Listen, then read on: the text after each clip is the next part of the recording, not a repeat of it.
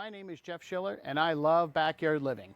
I love my backyard space. I love having the gang over on a Friday night for a couple of cold beers. I love spending time with my family by the pool on a Saturday, and I love a couple of glasses of cold wine with my wife on a beautiful sunny Sunday afternoon.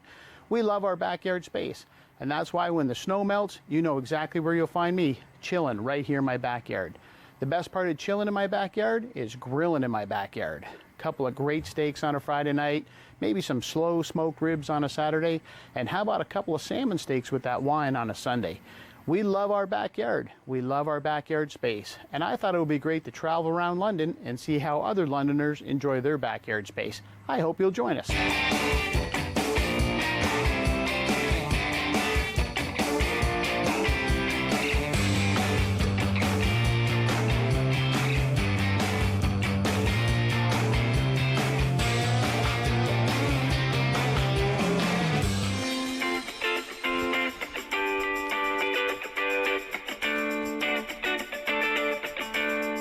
Hey, great to see you guys. Glad I got a chance to come over and say hi and welcome. Thanks for coming by tonight. Oh, yeah. love it. Thanks, Jeff. Thanks for having us. Always a pleasure to have you over here. You know, I always like to have lots of people, lots of wine, lots of food.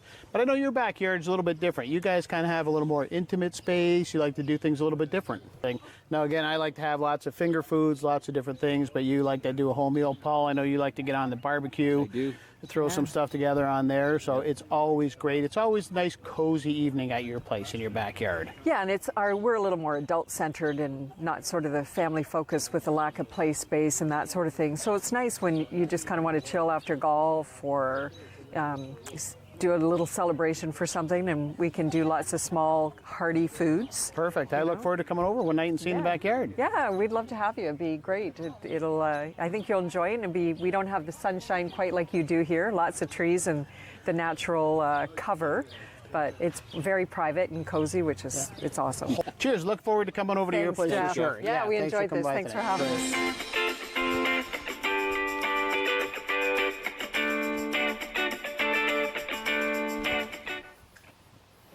Hey, I was just going to knock on the door. Hey, nice to see you. Thanks for coming over. Hey, thanks for inviting me over. Anytime. Wow, this already looks fantastic. Yeah, everything's grown in really well again this year. First thing I noticed right away is we're in a fairly developed area, but it's like we're in the forest. That's why they call it Warbler Woods. There we go. Yeah. Lots of great plants all along here. Yeah, and big trees. So we head back here, and wow. Yeah, it's not nice. What an amazing entrance into a backyard. This just looks incredible. Yeah. The view when we get to this point already. So this tree, Heather, this view, this whole thing right here, we got bird feeders, we got the trees. This is incredible. Yeah.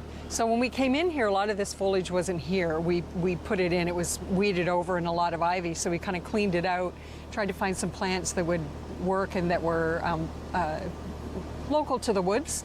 Put in some hemlock so that we could attract more of the birds in the wintertime for the feeder, so they've got the cover. And what kind of birds do you have coming in? Because I'm guessing there's a lot. Yeah, we've got woodpeckers that feed on this. We've got sparrows, chickadees, which are adorable. And then we've got 2 mating pairs of cardinals that come in.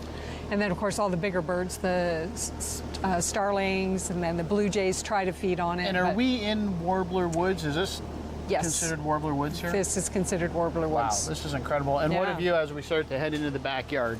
So already the view when we get back in here from heading to the forest area to the leisure area, we'll call it. So we're set up for dining, we're set up with some people sitting around. Perfect yard for entertaining a small group. Yeah, and that's one of the things we loved about this is that we didn't have tons of yard that you didn't do much with or too much sunlight. So on really hot days, it's always cool back here. Early in the spring, as you can imagine, we don't have as much cover. So we get that little bit of sun, it's kind of warm. We don't have the wind. Yeah. And then as it fills in, we get the privacy from everybody as they have from us. And then we've got all this beautiful texture. And perfect. As I say, perfect for entertaining a small group of people. Exactly. Perfect for eating. So let's talk about that next. Okay, food. Am I putting too much? Not enough? No. Well, you know, men do that. They like over meat things sometimes.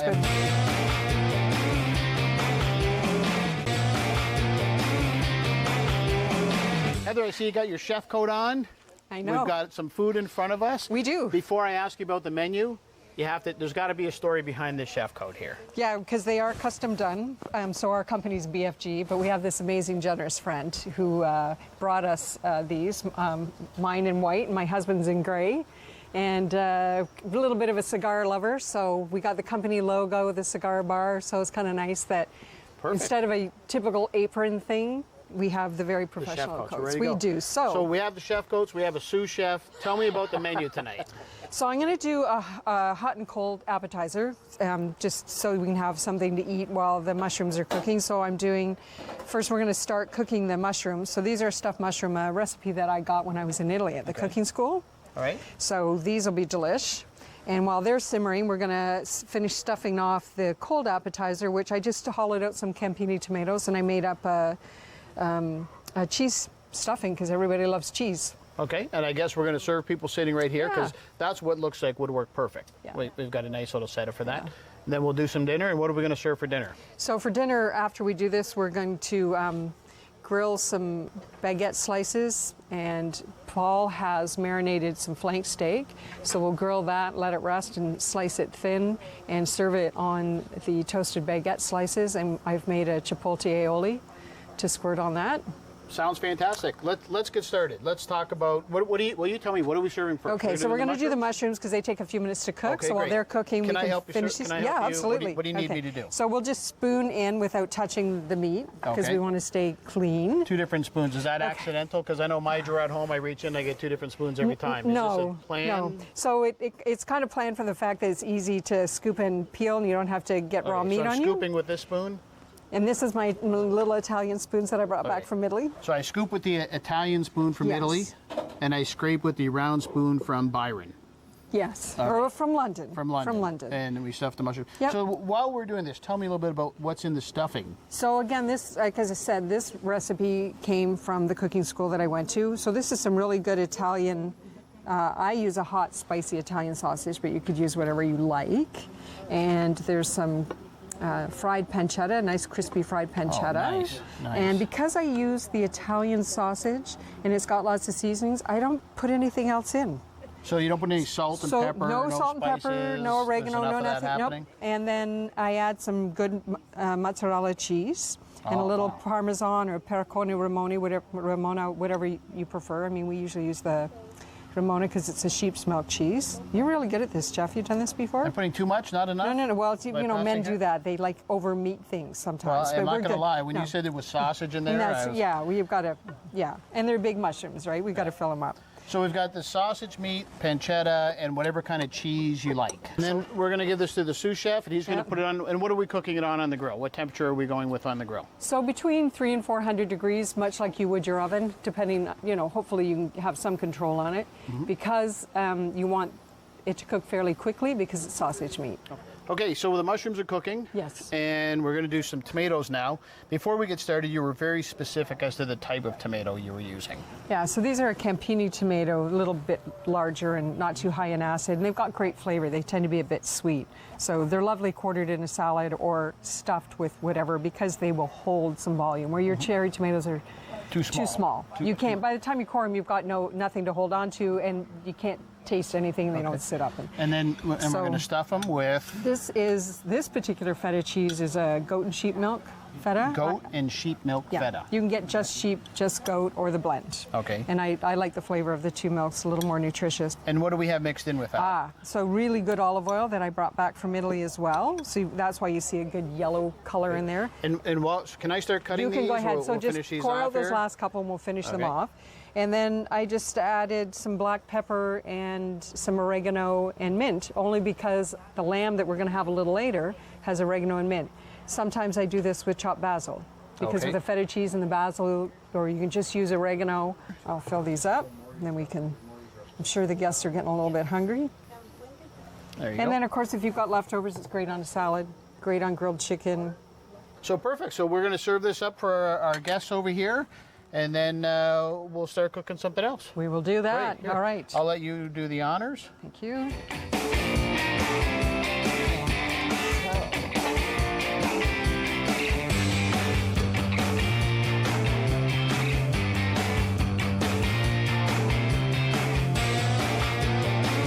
Just cooked perfect.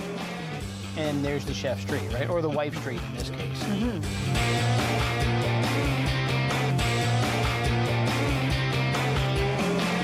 Well, we got some flank steak sitting here, and I'm excited about that. So tell me what you did. What do we have happening here? Okay, so each of these flank steaks, Jeff, are about 2-3 pounds each. Okay. And flank steak is very thin. All right. It can be a tougher cut of meat, but the flavor's there. I've heard that about flank steak. So you've got to prep it right. So the preparation started probably a couple of days ago, where initially I was taught to score the meat first. Okay. And that helps the initial part of the marinade penetrate the meat. Okay. So what we start with, I've learned that it's best to start with a citrus base, something Okay. fruity. Okay. Which is kind of odd, but the acid in Yeah. there is what we have Yeah. working for us. so sometimes we use orange juice. This time we use pineapple juice. Oh, all right. So it was marinated about 12 hours in pineapple juice, kept cool in the fridge overnight, and then it was scored prior to the Right. pineapple marinade. Okay. Scored on both sides. Then it was removed from the fridge early this morning and dried off. And then we put a homemade rub that we have. Okay. on What both are sides. some of the things? You don't have to disclose any secrets here, but give me a couple things that are It's in the a rub. pretty standard rub. There's paprika in it, mustard powder, salt, pepper, garlic. Really nothing unusual. Tweak it to your Yeah. tastings. Okay. Yeah. And then I'm guessing you've wrapped it up in some. Yeah. Once the rub went on, because we're not ready to cook yet, we still wanted the rub to penetrate the meat. So we fully wrapped it in cellophane, and basically it sat in the fridge for the rest of the day. And about 45 minutes ago, we took it out of the fridge to bring it down in temperature. We're going to throw these right on the barbecue? No, we're putting it right on the egg. Okay. And what temperature? Somewhere between 550 and 650. Okay. And how long are we going to let them sit on there for? 3 minutes aside, Okay. and I'm going to turn it each side, so it'll be on a total of 12 minutes. Okay, great. I'll let you throw that one on, and how Okay. about I get this one out of the wrap for Great. you?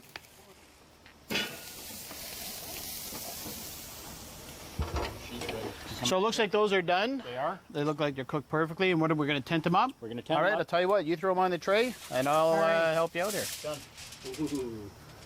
Yeah. Yeah. Suddenly everybody's looking over here. Yeah. Let us get your attention. Yum. We'll put them right here. We'll tent them up. Awesome. Just a loose tent. You're good with that? Yep. Perfect. And Heather, what are we All going to right. do next? We're going to. You mentioned we're going to let these rest. We're going to slice them up. Yeah. And then we're going to do what? So, one of my favorite things to do, because I love finger foods. I think an appetizer party is the best thing ever. All kinds of, it's like a buffet, food buffet. So, what I do is I use a couple kinds of bread. One of these is a gluten-free olive loaf. Makes Heather happy. Which one, so I know which one This to one. not eat? This So the one? black speckled There's one, no yeah. gluten in this one? Extra gluten in this one? Yeah. Okay, just to be and quick. then what I did for a change up and flavor change up is this one's just a really nice garlic bread from one of our local retailers, small And we're grocery going to be retailers. grilling that up? Grill them up. So we turn toast this them up. down. Yep, I noticed our sous chef turned that down. Can I help you out? absolutely. Butter side down? Butter side down, and it doesn't matter with these because we're going to do them both sides, but we don't want to overdo them. We just want some nice grill marks because you don't want them too crunchy.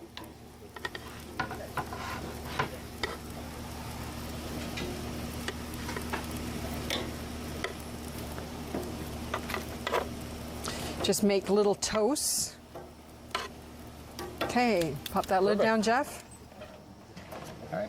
We'll just give that a minute or two, and then the steak's resting. And then what I'm going to do is I'll take the toast off, and I've made a homemade Chipotle aioli. Oh, okay.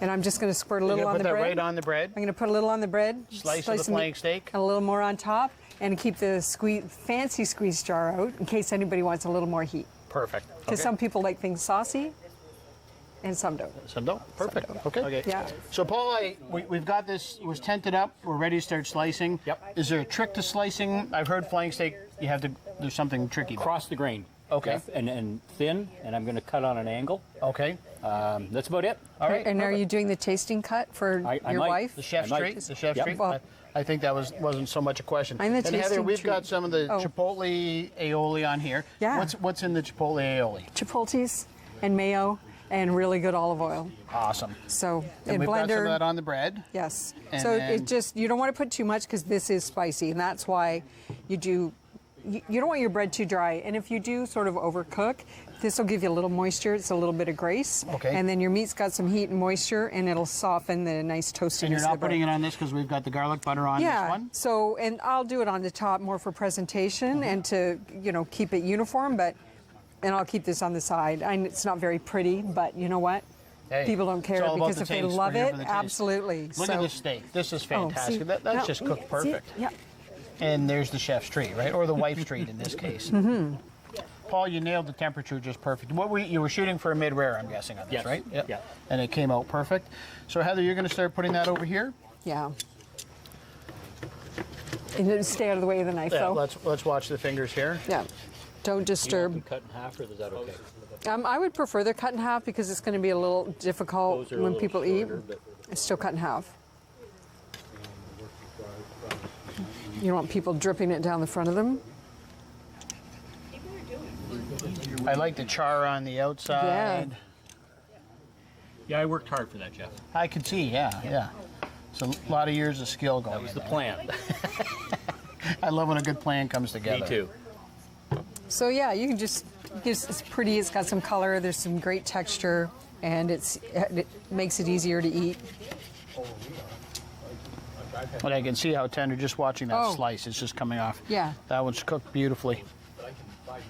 And that you want that little bit of medium rare because it's still going to cook up a little bit, and it keeps it from being too tough. And Paul, we rested that steak, what, about 15 minutes? Yeah. Somewhere in there? Between 10 and 15 minutes, Jeff. So this is a nice hearty appetizer. If you just don't want to do a formal sit down, you can do stuff like this. Because I've done this where the Hearty steaks. appetizer. This looks like lunch. Yeah, it could absolutely. So if you're doing an event, you just want sort of finger food things, and you want it more casual. You can do this in advance. It can be cooled. Bring it to room temperature, all sliced up, and I've done that. It's just room temperature meat, but done on toasted baguette slices. They can be done in advance. So if you're throwing a party, you just pull the bread out of. And the same thing, we're just going to put those right on the garlic. Yeah. And, oh, wow. Yeah, isn't that great char? That's the tasty That looks one. fantastic. So is that yours, Nobody eat Jeff? this or one. this is Jeff? This one didn't come off properly, Yeah. so just Jeff's leave made this his one here. claim. It hit the floor. Yeah, this one was dropped on the floor. Nobody touched this one. Yeah. So- It's yucky, you won't like it. Yeah, that's right. That's what my kids used to ask me is, I don't know if I like that, Mummy. It's yucky, you won't like it. Yeah, that's right. So they would know, Yes. oh, it's really good, because Mummy wants to keep it for Mommy herself. wants to keep that one, so. Yeah. Good. Can I add some more sauce on Yes, the please. tops of these? Make them pretty, Jeff. On these, do you want some on here, or are we leaving this? I the think garlic ones? I think they need some. They need a little bit? Yeah. Okay.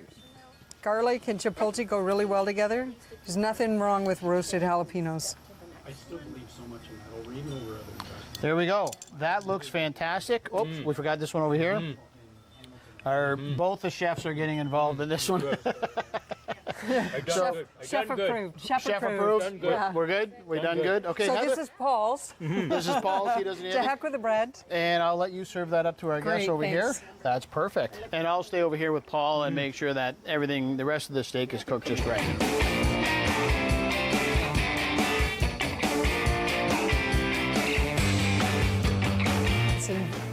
Yeah. Wow. Okay, let's just eat potatoes. Yeah, so we could just eat potatoes.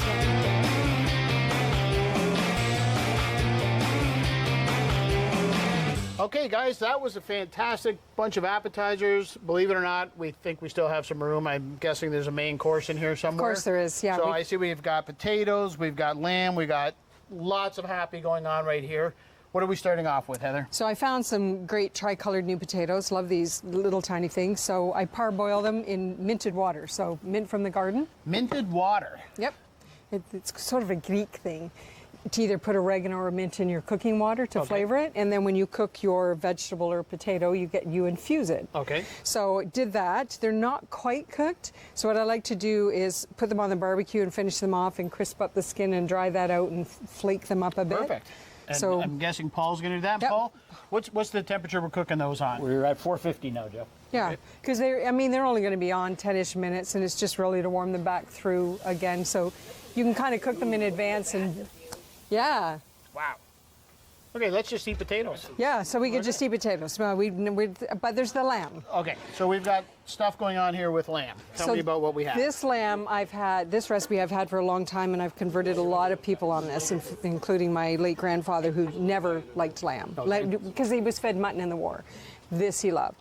So it's oregano and mint and fresh garlic and really good olive oil and salt and pepper and lemon juice. We put all that in the Ziploc bag. Yep. We put the lamb in there. Best if it's overnight, at least, but 4 or 5 hours, but best if you do it overnight. Minimum 4 or 5 hours. Yes. And then we take it out. It's all marinated. It looks fantastic. And we've got another grill sitting over here.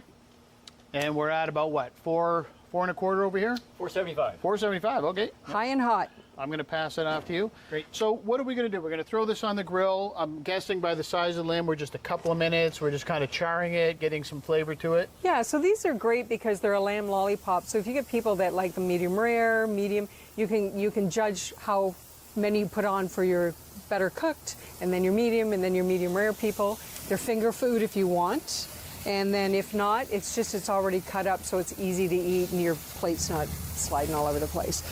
Always serve with I prefer making homemade hummus, homemade tzatziki. Okay. I don't eat it, but I love this recipe. So this is called Bill's Tzatziki. And I don't know if years ago, the London Free Press used to put out every Saturday they do recipes, local chefs. They try to pull in once in a while, and this gentleman had a Greek restaurant, and he had this recipe, and it's been a hit. So I drain my yogurt overnight, like take all the moisture out, so that removes your lactose. If you're lactose intolerant, reduces your casein level, but not fully. I grate my cucumbers and do the same thing. They drain at least overnight, and I squeeze out the fluid. And then you've got really good olive oil, chopped minced garlic, and then you can either use dill or mint, depending on your preference. Really good lemon juice, mix it, tzatziki. Perfect. Or yogurt dip, or whatever you want to call it. But all right. So it looks like the lamb's pretty much cooked, and we're going to put it on the tray. But you said you like to do something with tzatziki first. Because it just looks nice that, you know how you get some plates when you go to a restaurant and they smear things. So, and this keeps your meat from sliding when you're trying to carry it. Have you ever had that problem where it just about hits the floor? Ulterior motive, yeah. We don't want the meat on the floor. And then Paul's going to put this on.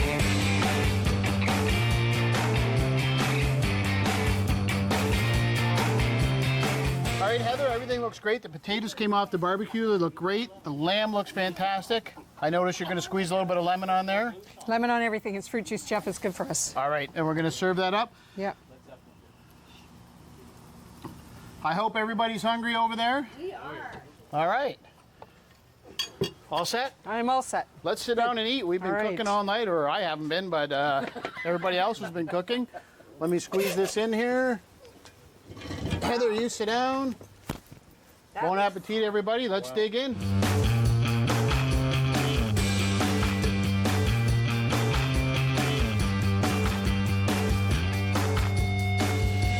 All right. Hey, listen, guys, I'm stuffed. Great dinner. Thanks so much for inviting me. The backyard looks fantastic. Yeah. It's exactly as you described. It's the perfect backyard for an intimate setting, some appetizers, and a great dinner. Paul, thanks for cooking that. You're welcome, Jeff. It was fantastic. That steak was incredible. Heather, thanks for the invite. You're welcome. Always a pleasure. I'm going to let you guys finish everything up. I'm going to head out. Cheers. Thanks again. Thanks, Jeff. See you later.